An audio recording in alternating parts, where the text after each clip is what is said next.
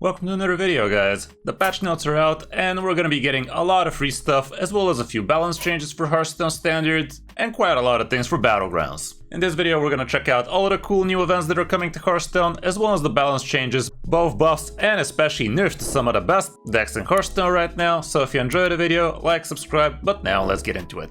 You are not prepared! Okay, 33.2 patch notes draft. Thanks again Blizzard for providing us with this nice and early. And here we can see explore the lost city of Un'Goro with the new rally keyword, the return of quests, a major minion refresh, a new guide feature, dual class and heroic tavern brawls, a Hearthstone balance update and more. All in Battleground Season 11 Echoes of Un'Goro going live August 5th at 10 AM PT. August 5th is, by the way, my birthday, so I guess that's a little Hearthstone gift for me or something, probably not. But yeah, all of the balance changes are gonna be happening on August 5th, so be on the lookout for those. Okay, the more dedicated Battlegrounds fans probably have a better place to be reading all of these things. You can see quite a few things are gonna be happening to Battlegrounds indeed, but we don't really concentrate on that over here on this channel, so let's just skip on down to the things that really matter for us, which would be standard stuff. There is going to be a creator early access event with drops. The drops will be for watching a total of 2 hours to earn 4 Battleground tokens, so if you don't care about those, I guess you might be skipping this one. Okay, we have Hearthstone updates and this is what we really came for, and the dev comment here is well met. We don't typically roll out balance changes at this point in the patch cycle, but we wanted to use this opportunity to make a few adjustments.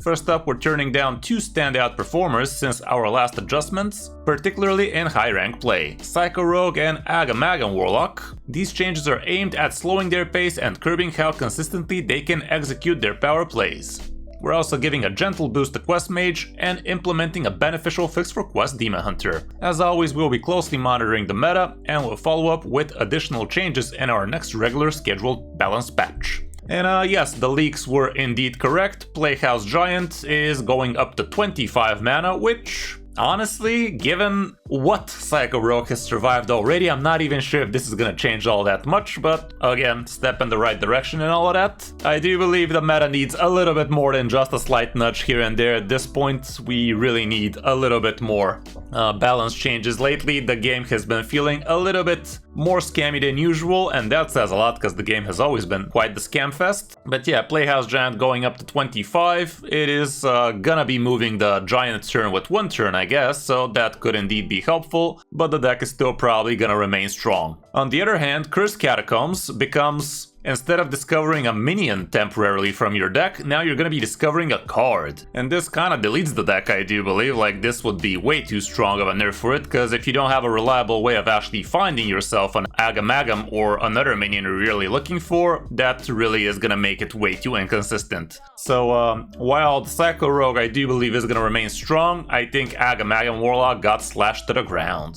Personally, I really thought this was an obvious change that's gonna be happening. Not this one in particular, but definitely the deck needed to get slashed as soon as I saw the play pattern in the first couple of days. It was just a no-brainer. A deck like this cannot remain in Hearthstone Standard for way too long. It just does broken things, literally turn 4 lethals. That is not supposed to be in Standard, guys. At least this is an epic again, so you could be disenchanting it for a lot of extra dust, so you got that going for you, but let's see what else is happening. Yes, we will have indeed 2 weeks to be disenchanting these 2 cards, so if you're not using the cards literally right now, always disenchant these nerfed cards. If you decide you want them later, just craft them for the exact same price, but if you decide you want to disenchant them later, well, you're just going to be getting 1/4 of the dust you could have been. And as for the buffs, we have the Forbidden Sequence, which used to be discover 8 cards to get the Origin Stone, and now it's going to be only discovering 7 cards to get the Origin Stone. This deck is actually quite popular for Mage, and a lot of people have been playing it because it's kind of fun, kind of random, and kind of bullshitty, but it is definitely under 50% win rate right now, so with this change, I'm not even sure it's gonna make all that big a difference. Like, the play pattern is still kind of random BSy, and the discover really wasn't that big a problem for it. Like, it does discover like crazy, but I don't know, I guess, again, kind of a tippy toe in the right direction. I wouldn't say it's gonna be a meta break or anything just yet. And last but not least, we have Garishi Colossus, the Demon Hunter quest reward, which honestly, I thought it was a bug when I first saw it, and it kinda is. Like, if you guys read what Garishi Colossus says, nothing changed here by the way. 5 mana 8/8 battlecry for the rest of the game. Whenever you deal exactly 2 damage to an enemy, deal 2 more. And this thing did not work on the opponent's turn. Like, this thing didn't work on the opponent's turn, which, to be fair, it doesn't sound like that much, but it kinda is, especially for the Quillbore, which now has Death Rattle deal 2 damage, and that actually did cost me games here and there. So yeah, now if the opponent kills your Quillbores during their turn, they're still gonna be receiving 4 damage instead of 2, and also if they're attacking 2 attack minions for you, again they will be receiving 2 damage, which is kinda cool. Community feedback here highlighted a mismatch between the text and effect of the Demon Hunter quest reward, which was causing some confusion. Faced with the choice of updating the text to match the gameplay or adjusting the gameplay to match the text, we chose to revise the gameplay to improve both the card's clarity and effectiveness. I do believe the deck is still gonna be kinda dog water, but at least it's gonna be a little bit better now, so if you guys are really passionate about this quest, it is gonna be slightly better for you. It's still a little bit on the clunky side, completing it nice and quick. It's still a little bit on the mediocre side for the effect you're actually getting out of it, but at least it's a little bit less mediocre now. Next up, we have some really cool things that are coming up in Hearthstone.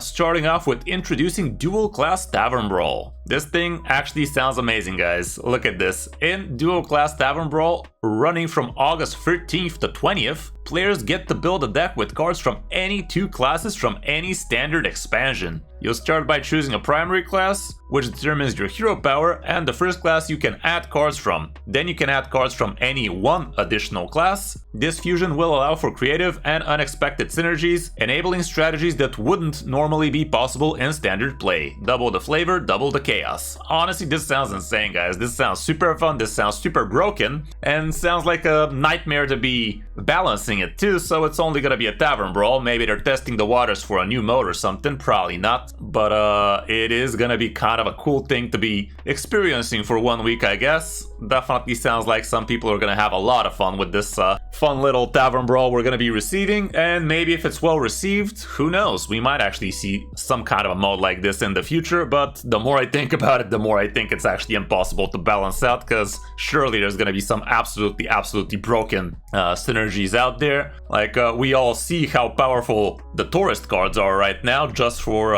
the chance to use a few cards from a specific class. Now imagine sky as the limit, like all cards, all classes, kinda insane in it. And we're also gonna have a Wild Heroic Tavern Brawl, which is coming earlier. That's gonna be coming on August 6th to 13th, and this time things are getting wild. Pay an entry fee, create a wild deck using any cards in your collection, and compete in high stakes games until reaching either 12 wins or 3 losses, with pricing based on how well you perform. This is the Heroic Tavern Brawl, guys, so this is no longer the 6 wins, 3 losses, it's the 12 wins. So this is the really sweaty tryhard variant of the mode, and it is indeed gonna be in wild, so that is gonna be a little bit on the wild side indeed. A lot of the times when this thing happens, some of the standard streamers go and slap people around in wild as well, showing them who's boss, but it's definitely gonna be a little bit of a weird Tavern Brawl to be going and spending your hard-earned gold for. Here, you're no longer gonna be getting a free Tavern Pass like we did on the 6 wins, 3 losses Tavern Brawls. So if you're expecting to actually earn something out of this, you are gonna have to win a lot. Like, the entry fee is 1,000 gold, and for that to be worth it, you need to get at least 7 wins again. And honestly, it's not even that worth it, because you're gonna be getting 8 of the old packs. So if this thing is really to be worth it for you, I'd say something along the lines of 9, maybe even 10 wins, so you can at least get yourself a golden legendary. So all around, pretty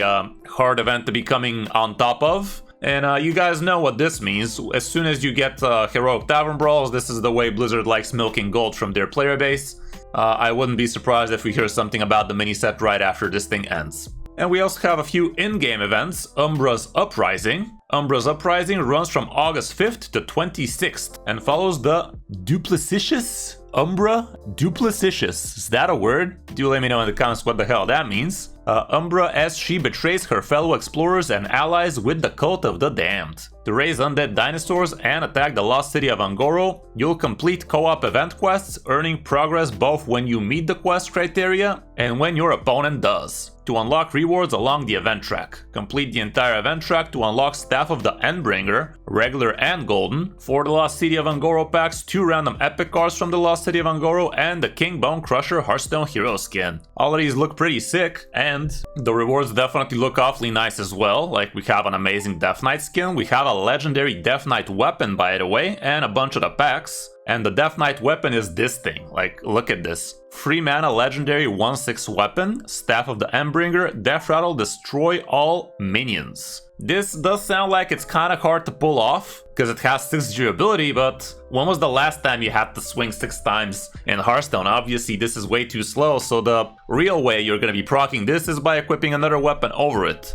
It does sound really strong. It's another extra layer of Death Knights being able to do crack things. And this one's actually really cheap to pull off too. Like, you equip this on turn 3, you can start slapping around some small minions. And as soon as turn 4, you could be re-equipping over it. But more importantly, you're just gonna keep the opponent hostage until you actually need a full board clear and just equip something like a cheap weapon over it to actually crack this thing over. So yeah, kinda busted in it. Moving down, we also have yet another event, which is the Lost City Fire Festival. Is a 1-week only bonus event running from August 26th to September 2nd. Set in the volcanic heart of Un'Goro Crater. In celebration of the festival, the Tortolans invite you to join their traditional egg warming ceremony leading up to the Day of Rebirth. Those who complete the event track can earn the following rewards: 2 Tavern tickets, 2 Lost City of Un'Goro packs, and 1 the Lost City of Un'Goro golden pack. Quite a lot of events coming out in Hearthstone. Like, you can see there's a bunch of back-to-back-to-back events, like starting off with the Wild Heroic Tavern Brawl, then the